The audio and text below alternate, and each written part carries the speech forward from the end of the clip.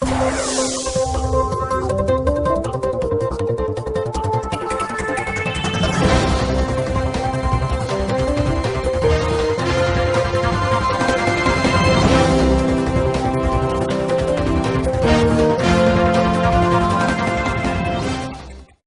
tal, amigos? Bienvenidos a una emisión más de Ciudad Capital. Ya estamos aquí en este año nuevo 2018, ya totalmente electoral. Les mandamos un saludo.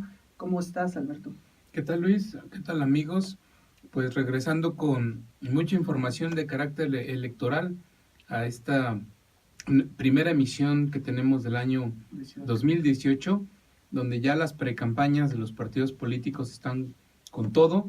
Ustedes ya se habrán podido dar cuenta del ambiente electoral que se vive por toda la ciudad, en los medios de comunicación que ya nos atiborraron de spots y pues también con información pues bastante ominosa, derivado de actos de violencia, que es lo que ha marcado este arranque de las precampañas electorales, como ocurrió en la delegación Coyoacán, donde un grupo de pseudo-perredistas reventó un acto de proselitista de la morenista Claudia Sheinbaum y generó pues diversos lesionados, entre ellos un colega, muy estimado colega periodista, Ángel Bolaños, del diario La Jornada, con quien nos solidarizamos.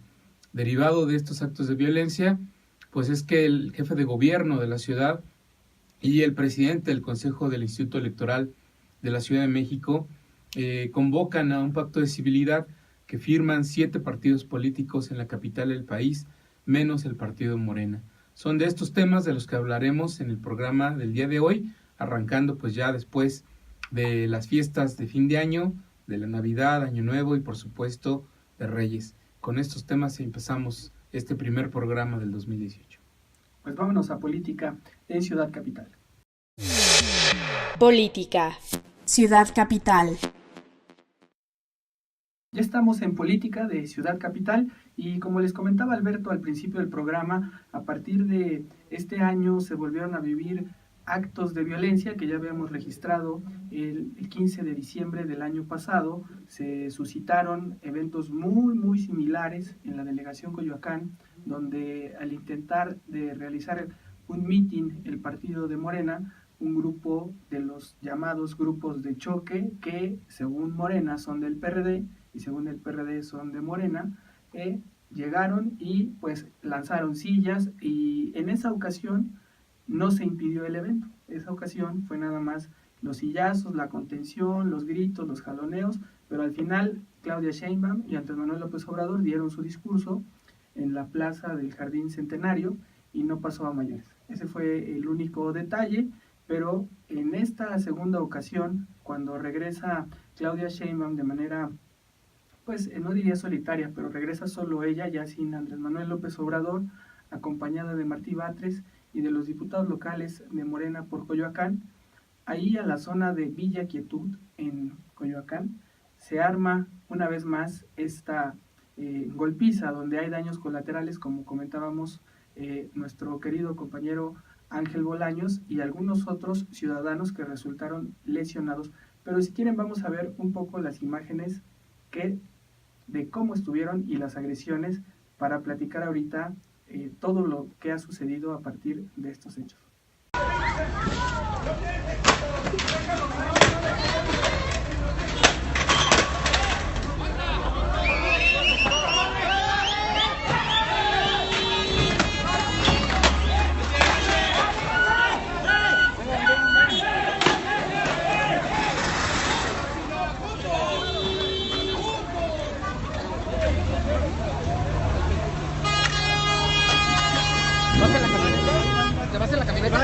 Iván.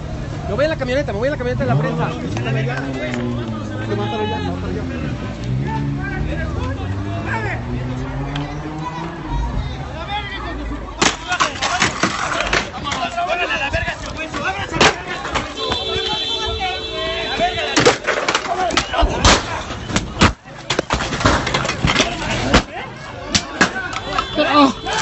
Ahí están estas terribles imágenes que han marcado la política en la Ciudad de México, las precampañas, el nivel que se está teniendo de violencia en la Ciudad de México, lo cual es alarmante y lo cual pues ya ha obligado a que se firme un pacto de civilidad. Pero, ¿qué fue lo que pasó ese día? Pues ese día en esta zona de Villa Quietud llegaron un grupo de unas 20 personas, al parecer supuestos militantes del PRD. El periódico Reforma ha documentado que se trataba de funcionarios de la delegación Coyoacán. El diputado Mauricio Toledo ha dicho que él conoce a uno o dos funcionarios, pero que él ni es delegado, ni los conoce, ni tuvo nada que ver. También el delegado Ulises Bravo se ha deslindado totalmente, bueno, no delegado, encargado de despacho, se ha deslindado del tema, y Morena ha mantenido esta acusación, hizo ya una denuncia penal ante la Procuraduría Capitalina para deslindar responsabilidades, porque ese día no solo se desató la violencia ahí en Villa Quietud, sino todavía 2 horas después, en un meeting que se tenía programado en el área de Avenidas Aztecas, se volvió a desatar la violencia, solo que ahí sí ya se vio una reacción inmediata del gobierno de la ciudad, donde lograron separar y evitar que llegaran a los golpes, algo que pudo haberse dado desde un principio, pero no fue así. Y a partir de ahí se han dado otro tipo de sucesos polémicos. Yo los llamaría polémicos porque fue el caso de la militante de Morena, Marta Reyes, que fallece y fue una de las personas que estuvo en ese meeting donde se salieron de control las cosas y hubo una confrontación. Es muy difícil saber si unos eran del PRD, de Morena, quiénes eran quiénes, porque en las imágenes, como ya lo vimos, pues solo se ve a gente aventando sillas y pues se pierde mucho la perspectiva si no estuvo uno en el lugar de los hechos. Y ahí en esta parte del video se dice que la señora Marta Patricia Reyes estuvo ese día en el meeting, y ahí hay elementos que yo diría polémicos o raros, porque Morena fue un día después a presentar esta denuncia penal ante la Procuraduría, pero no mencionaron a la señora. Y fue hasta el día viernes que se empezaron a filtrar los datos en una información en la que se aseguraba que la señora estaba mala, en muerte cerebral, y horas más tarde se confirma su deceso, y ahí es donde se desata pues esta guerra de declaraciones, donde por una parte Morena advierte que ya se cobra la primera víctima mortal en pues violencia política de precampañas, y se lo adjudican al PRD directamente a Mauricio Toledo, y por otra parte viene ahí ya la respuesta de que pues la Secretaría de Salud dice: la señora sí entró al hospital, la atendimos, pero en ningún momento se mencionó que hubiera sido afectada por su participación en este meeting, y así es como la Procuraduría Capitalina también le da pues un carpetazo a ese tema, ¿no? Diciendo esto no tuvo nada que ver con el meeting, y la versión de Morena obviamente es que efectivamente fue a raíz de la violencia que se desató, que la señora, que ya tenía algún padecimiento en materia de hipertensión, pues se le salió de control, ¿no? Así fue como se retrató, se vivió ese 3 de enero y los actos consiguientes. Yo sí destacaría que hubo como mucha mesura por parte de César Cravioto, de Martí Batres, de hacer comentarios al respecto. Yo solo vi que al final solo mandaron condolencias, pero hubo algunos personajes como Alejandro Encinas que sí fueron contundentes, alegando que era una muerte política y se la adjudicaba directamente a Mauricio Toledo. Pues ya lo has dicho prácticamente todo en esta narración de los hechos que ocurrieron a raíz de esta forma en la que arranca el año electoral en la capital del país. Lo cierto es que nos hemos perdido en un devaneo de dimes y diretes, de quién tuvo la culpa. Primero fue Morena acusando al PRD, acusando a Mauricio Toledo, a supuestos funcionarios de la delegación Coyoacán, y ahora resulta que el PRD, revirándole, argumenta que fueron personajes contratados por Martí Batres y por Gerardo Villanueva quienes habrían sido pues deliberadamente contratados para reventar este mitin de Morena, y pues señalándose a sí mismo como si fueran perredistas. Lo que queda en entredicho y lo que siempre quedará ahí como el velo de duda, pues es quién tuvo la verdadera culpa de esto, y al final de cuentas las acusaciones hacen que se pierda el enfoque de un tema verdaderamente importante: quién pagará las consecuencias o por los actos que ahí se cometieron. Al final de cuentas solo queda en señalamientos de una y de otra parte, y lo que prevalece es la impunidad. La impunidad para nuestro compañero Ángel Bolaños, pues que sufrió heridas graves en ese evento. Impunidad para la señora Marta Reyes y para su familia, de saber si fue o no derivado de este acto político en donde ella estuvo presente, porque existen fotos de la señora sentada en las sillas que al final terminaron volando por el lugar donde se desarrolló el evento, y que como ya sufría hipertensión, la señora se desmayó y no recuperó la conciencia, y esto provocó una muerte cerebral. Pues esto es una interpretación subjetiva, debe determinar si fue o no por este acto violento que ella al final de cuentas pierde la vida. Uno, como ya decía, es una interpretación demasiado subjetiva, pero al final de cuentas sigue prevaleciendo y prevalece la impunidad y los señalamientos de los distintos actores políticos esconden el enfoque real y la responsabilidad real de los actores que intervinieron en este asunto. Derivado de estos hechos, surge la propuesta del jefe de gobierno para firmar un pacto de civilidad al que el partido Morena y su precandidata Claudia Sheinbaum no asisten. No asisten argumentando que pues para ellos no se justifica un pacto de civilidad de esta naturaleza convocado por el jefe de gobierno, cuando la responsabilidad del gobierno de la ciudad y el Estado como tal es garantizar la libre expresión, la libertad de reunión, la libertad de manifestación de las ideas, sin que de por medio exista un pacto de civilidad. Con todo y eso, se da la firma de este pacto de civilidad. Esto ocurrió el día de ayer, y pues para explicar el mismo, en una conferencia de prensa, habla la secretaria de Gobierno, Patricia Mercado.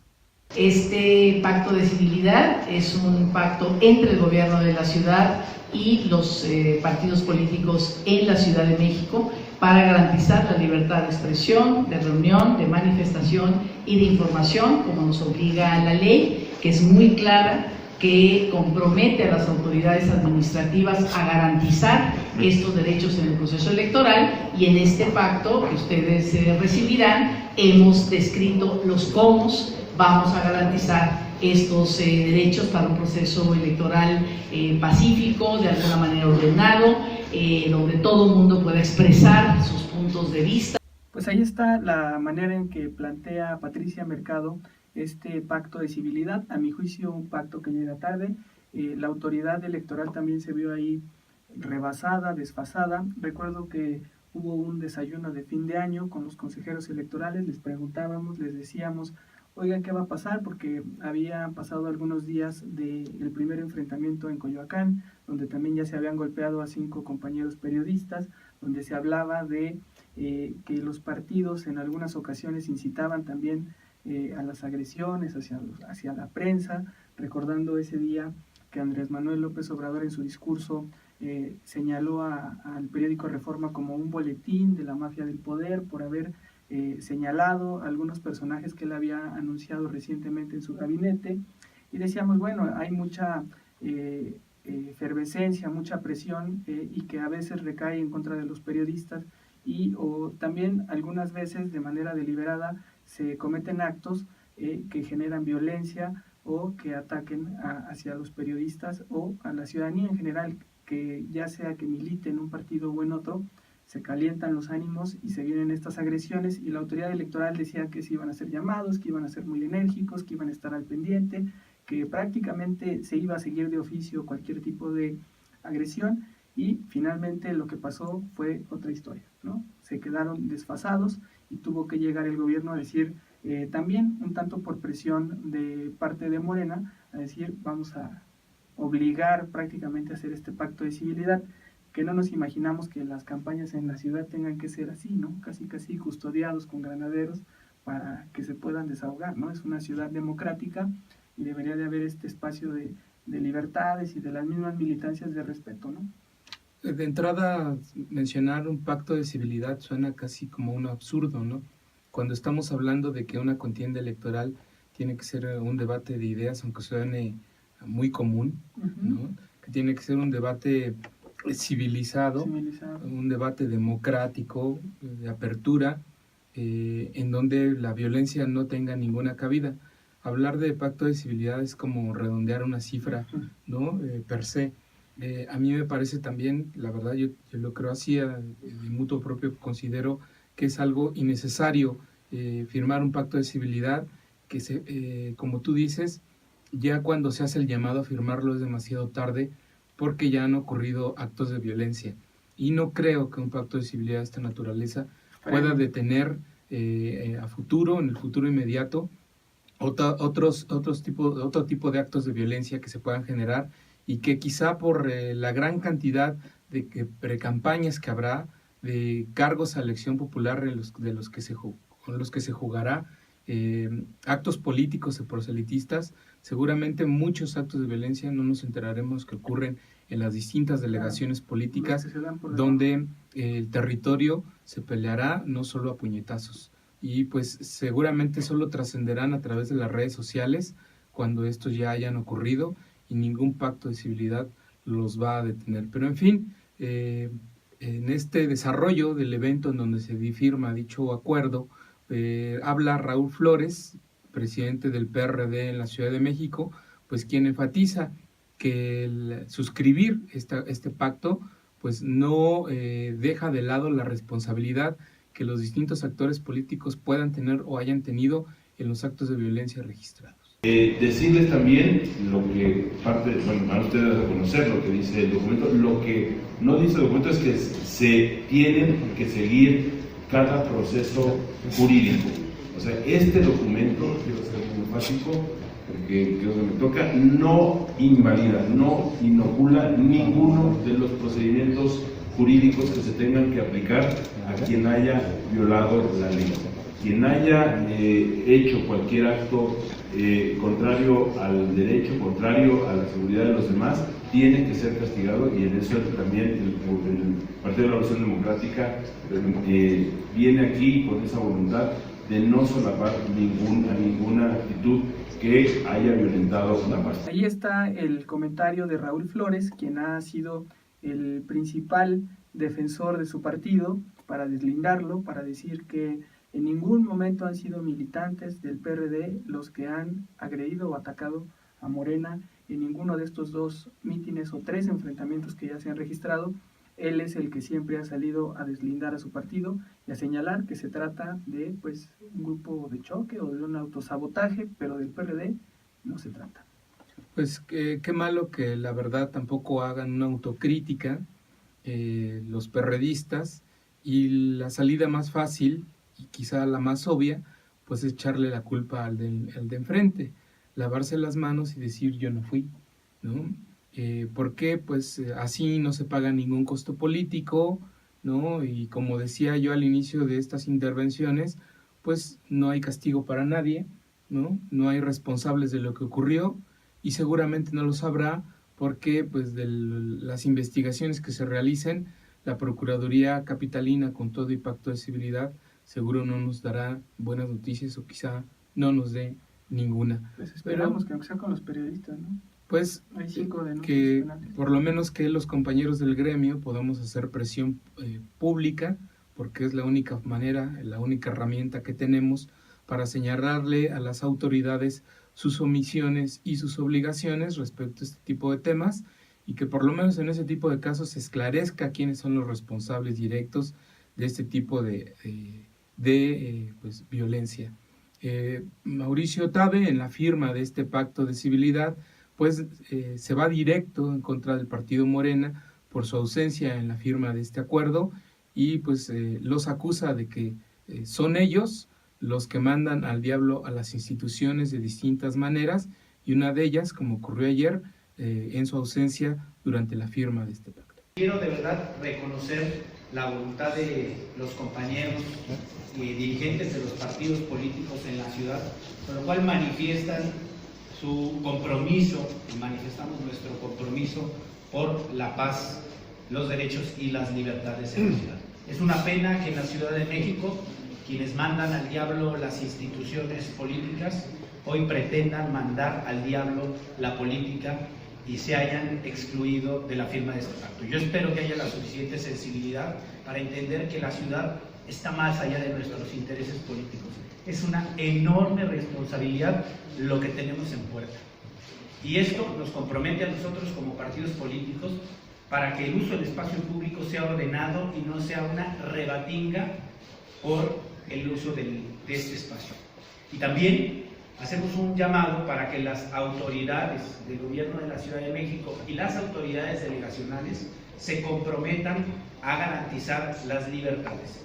Ese es el sentido que nosotros le damos a este acuerdo. Nosotros nos comprometemos a que el uso del espacio público cumple con ciertos lineamientos y ciertas reglas, y queremos que en correspondencia los gobiernos delegacionales atiendan a este compromiso y a este pacto para garantizar la paz, para garantizar la seguridad y para garantizar los derechos y las libertades. Ahí está la acusación que hace Mauricio Tabe. Yo comparto el hecho de que se ausenten estos partidos en el sentido de que pudieran no tener confianza a este tipo de pactos. En la experiencia que yo tengo en lo personal de cubrir varios procesos electorales, siempre se firman pactos de civilidad que terminan sirviendo para muy poco.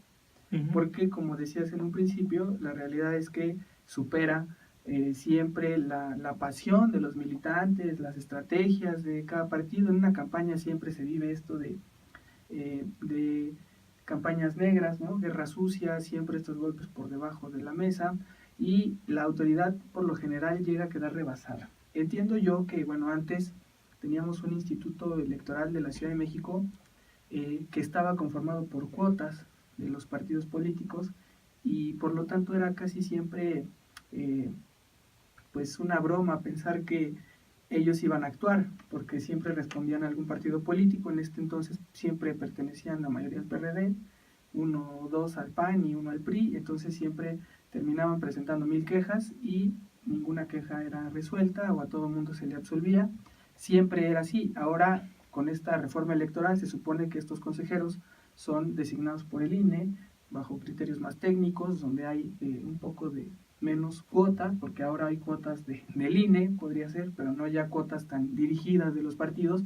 Eso es lo que esperaríamos ver a una autoridad electoral que sí actúe para evitar que no se tenga que vivir este tipo de pactos de civilidad. Lo que yo sí recordaría es que pues a quienes conocemos al PRD, que lo hemos cubierto desde hace muchos años, sabemos que estos grupos que se ven el día de hoy confrontándose en las calles son grupos que toda la vida se han confrontado, que toda la vida lo han hecho, solo que lo hacían en lo interno.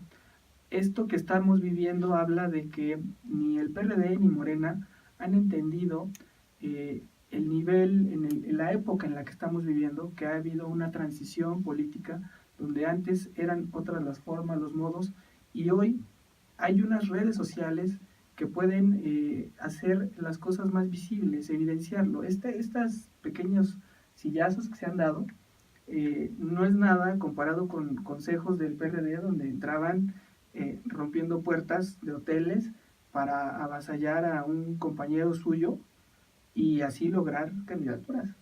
El PRD por eso tiene esa imagen de un partido de golpeadores, porque cada expresión, cada corriente, bueno, por eso les llamaban las tribus, las famosas tribus, porque casi cada consejo como tal, ¿no? eran consejos donde lo que siempre había era violencia. Poco a poco se fueron domesticando y ya bajo esa domesticación ya era cada vez menor la violencia que había, pero siempre llegaban grupos. O sea, tú llegabas a un consejo del PRD y veías a los dirigentes rodeados de sus huestes que estaban nada más a la espera de atacar, para cuando ya salía el acuerdo y si a alguien no le favorecía, literal, atacar. Voy a poner nada más 2 ejemplos. En 2012, Martí Batres era una fuerza que tenía su fuerza de izquierda social y que la venían relegando, y en ese año ya querían pues echarlo del partido. Entonces hubo un acuerdo entre las corrientes mayoritarias, que era Vanguardia, que era IDN y que era en ese entonces el que tenía el control del partido, para variar, era René Bejarano, que ahora está en Morena. y era el Güero Oropesa. Manuel Oropesa era presidente del partido, hicieron su consejo en el Hilton, entonces tenían la seguridad del Hilton, ya sabes, ¿no? Los grandes portones y todo, y al equipo de Batres, que era Izquierda Social, le quitan la candidatura a la de la delegación Xochimilco, y a Batres lo dejan fuera, justo a Batres y a Gerardo Villanueva, que es a quien señalan ahorita de los sillazos, ¿no? De ser el que orquestó todo para los sillazos. Entonces, esa noche, Martí Batres era a medianoche. Martí Batres, cuando se entera, él y Lulú Amaya, que era la que se supone iba a ser la candidata a delegada de Xochimilco, en ese momento, en cuanto sale el consejo a sesionar, no sé de qué forma lograron burlar la seguridad, pero abrieron una puerta contigua de los salones del Hilton y tiraron la puerta y entraron a golpear a Manuel Oropesa, ¿no? El equipo de Martí Batres. Y es a través de eso, bueno, le tocaron golpes también a René Bejarano, golpearon a Manuel Oropesa. Esa fue la manera en la que tuvieron que hacer ahí un ligero acuerdo y le dan a Batres y a Villanueva sus candidaturas plurinominales, que fueron las últimas que vivieron en el PRD, y así fue como las lograron. Y el otro ejemplo es que en ese mismo 2012, o un poco antes, que estaban las cosas muy calientes, iban a, creo que era el grupo de Víctor Hugo Lobo, al que estaban queriéndole quitar un espacio, unas carteras, y acusaban al profesor René Bejarano de ser el autor de estarlos negociando y quitándoles la candidatura. Y antes de entrar al Expo Reforma, que es donde generalmente hacían sus consejos, lo atacaron aventándole botellazos de agua, y hubo una reacción enérgica incluso de la cúpula del PRD, que expulsaron al Lobo del partido. Ya después le dijeron, bueno, nada más fue una pequeña sanción, y lo regresaron, porque fue una muestra de decir, en el partido no podemos tolerar ya estos actos contra los dirigentes, ¿no? O sea, ya que estén atentando contra un dirigente, habla de que esto se nos puede salir de control, ¿no? O sea, que se peguen abajo está bien, pero ya que atenten contra un dirigente. Y entonces la reacción enérgica fue expulsar al Lobo, ya después lo perdonaron y regresó. Pero esos son dos ejemplos de cómo se vivían los usos y costumbres del PRD. Entonces ahora creo que no han entendido que ya es una batalla hacia afuera, donde hay redes sociales que hacen todo más visible, ¿no? Y la gente ahorita ya ve dos sillazos y se espanta, ¿no? Y dice, ay, la violencia, y hacemos un escándalo de que se está desbordando, pero lo cierto es que cada grupo, tanto el PRD como de Morena, tiene sus fuerzas vivas para enfrentarse, y eso es lo más peligroso y donde creo que el instituto puede quedar totalmente rebasado, ¿no? Y sobre todo es lo lamentable también de que Morena no participe, porque también es decir, pues yo no me sumo, y ahí se queda la puerta abierta para la violencia, ¿no? Sobre todo en delegaciones donde pues a lo mejor no va a haber medios para registrar, pero afortunadamente ya la gente podrá hacerlo con sus teléfonos, pero no descarto que en la campaña estemos recibiendo imágenes fuertes de lo que se vive en territorio, ¿no? Ahorita son las precampañas. Bueno, el saldo de como tú explicas, un proceso de violencia que antes se vivía en lo interno y que ahora se trasladó a lo externo, pues el saldo es de 6 compañeros de los medios de comunicación hoy lesionados en 2 actos políticos que se realizaron en la delegación Coyoacán, y que pues bueno, sí dan cuenta de que la desviolencia se está de alguna manera desbordando más allá de cualquier pacto de civilidad.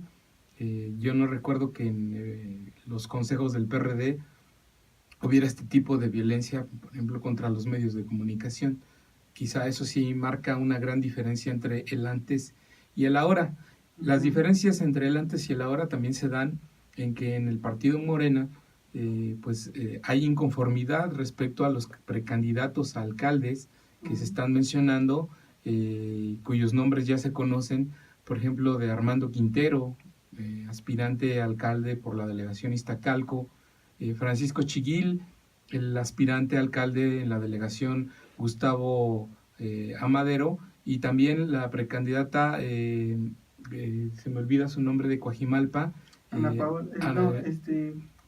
Paola Félix, quienes los 3 en distintos momentos y en distintos eventos políticos pues han enfrentado el rechazo de una militancia que considera que no deberían ser ellos los perfiles que los representen como partido Morena a estos cargos tan importantes de elección popular que serán los alcaldes, por considerar que cuando fueron delegados o cuando fueron representantes populares no hicieron gran cosa por los territorios que representaron, y por el contrario, abrir la puerta a la corrupción, a los desarrollos inmobiliarios ilegales, a los antros, a los giros negros, al ambulantaje, a la inseguridad, y pues que con esta cartera, con ese currículum, no deberían representar nuevamente a sus gobernados, y menos por el partido Morena. Se han dado a lo largo de estas semanas distintas expresiones de rechazo de los militantes de Morena, abajo, entre la militancia, en contra de estas designaciones que se dieron por encuestas a aspirantes alcaldes del Movimiento de Regeneración Nacional. Y pues bueno, a lo interno, la violencia en Morena no se ha desbordado, pero pues el antecedente está ahí, con lo que tú comentas, que en lo interno así se resolvían las cosas en el PRD, y pues hasta el momento en Morena no lo hemos visto, quizá porque hay un liderazgo demasiado rígido y vertical, encabezado por Andrés Manuel López Obrador, quien con dedo flamígero señala o expulsa o perdona a aquellos que están en favor o en contra de él. Y pues bueno, esa es la situación, el escenario en el que se vive la Ciudad de México en este arranque, la primera semana de precampaña del 2018 en la capital del país. Agenda. Ciudad Capital. Ya estamos en agenda de Ciudad Capital. Esta semana apenas empiezan a retomar la actividad, digamos, política de los diferentes órganos, pero las precampañas están a todo lo que dan. A todo lo que dan. Porque ya están los alcaldes. Claudia Sheinbaum el día de hoy realizará un recorrido por distintas poblaciones de la delegación Tlalpan que ya gobernó. Estará en el pueblo de San Andrés, en San Pedro Mártir y en San Miguel Topilejo. Para el día de mañana acudirá a las delegaciones Benito Juárez, Cuauhtémoc y Miguel Hidalgo. Por su parte, pues Alejandra Barrales y Salomón Chertorivsky y Armando Agüed, ellos precandidatos del PRD a jefe de gobierno, estarán teniendo distintas actividades en diversos puntos de la Ciudad de México, reuniéndose con sectores y grupos que podrían incidir para que sean ellos los candidatos a este cargo de elección popular.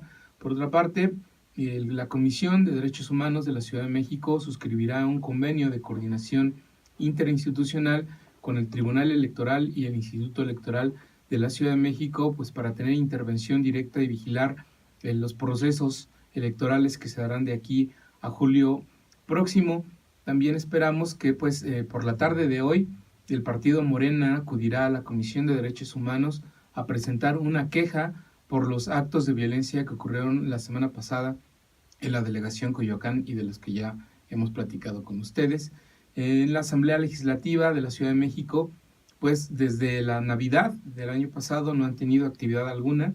Se espera que para el día de mañana, pues por fin los diputados locales retomen sus labores y se lleve a cabo la sesión de la Diputación Permanente, en la que pues el tema, la expectativa es que convoquen a un periodo extraordinario de sesiones que se celebre en enero para nombrar ahí los 160 cargos del sistema anticorrupción local.